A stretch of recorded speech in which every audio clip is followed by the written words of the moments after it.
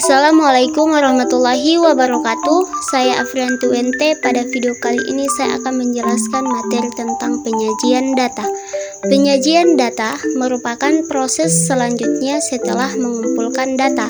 Ada beberapa macam metode penyajian data.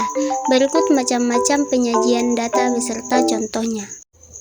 Yang pertama yaitu penyajian data dalam bentuk daftar. Dalam menyajikan data dalam bentuk daftar, langkah yang pertama dilakukan adalah mengurutkan data, kemudian mengumpulkan data sesuai dengan kelompoknya.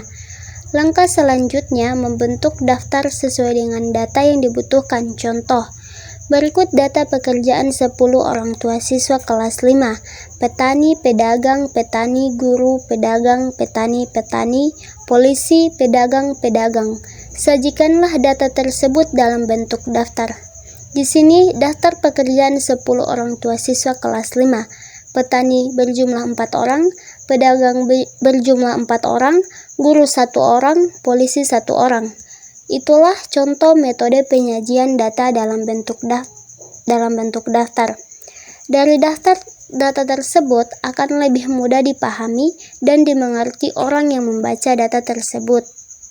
Selanjutnya yang kedua, penyajian data dalam bentuk tabel. Penyajian data dalam bentuk tabel merupakan kelanjutan data dalam bentuk daftar. Setelah data itu didaftar, maka bisa diberi garis untuk menampilkan data dalam bentuk tabel. Untuk lebih mudahnya memahami, bisa langsung disimak contoh soal di bawah ini. Hasil ulangan materi penyajian data kelas 5 SDN Nusantara 1 diperoleh nilai sebagai berikut: 95, 85, 65, 75, 75, 85, 75, dan seterusnya. Lalu buatlah tabel frekuensi data tersebut. Nah, di sini data sudah dibuat dalam bentuk tabel, diperoleh banyaknya siswa yang mendapatkan nilai 65 yaitu 22. Banyaknya siswa yang mendapat nilai angka 70 yaitu 5. Banyaknya siswa mendapatkan nilai 75 yaitu 9, dan seterusnya. Yang ketiga yaitu ada penyajian data dalam bentuk diagram gambar atau piktogram. Piktogram merupakan penyajian data yang angka tertentu diganti dengan gambar.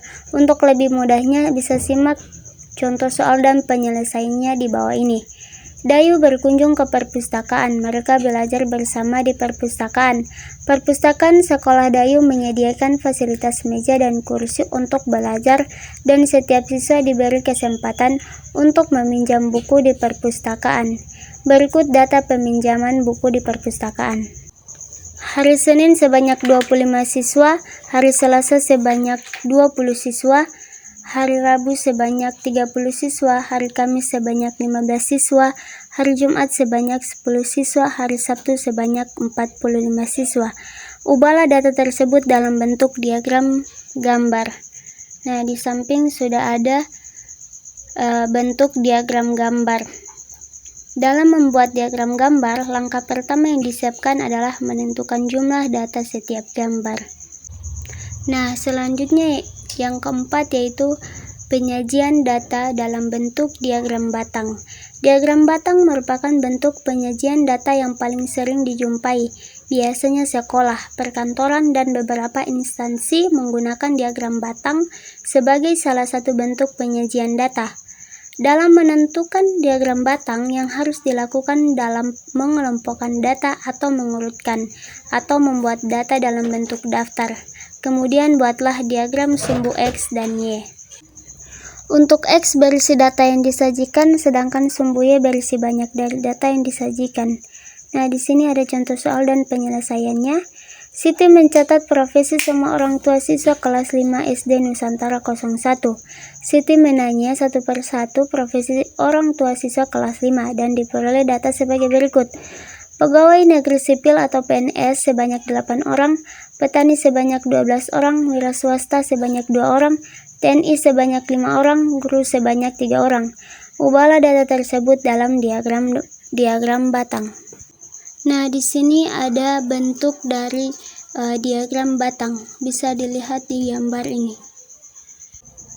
Nah, selanjutnya yaitu penyajian data dalam bentuk diagram garis.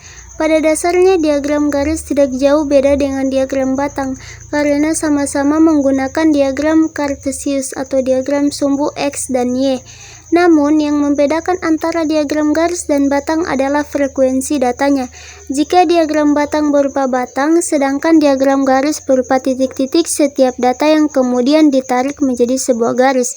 Untuk lebih mudahnya bisa langsung disimak contoh soal di bawah ini. Tinggi badan Meli juga dicatat secara berkala. Pengukuran berat badan juga untuk memantau perkembangan anak. Meli memiliki catatan tinggi badannya selama 5 tahun, yaitu mulai umur 7 tahun hingga umur 11 tahun. Berdasarkan hasil catatan yang dilakukan secara berkala diperoleh seperti di tabel ini. Untuk hasilnya bisa dilihat pada gambar diagram garis ini. Itulah hasil penjelasan materi saya. Lebih dan kurangnya saya mohon maaf. Assalamualaikum warahmatullahi wabarakatuh.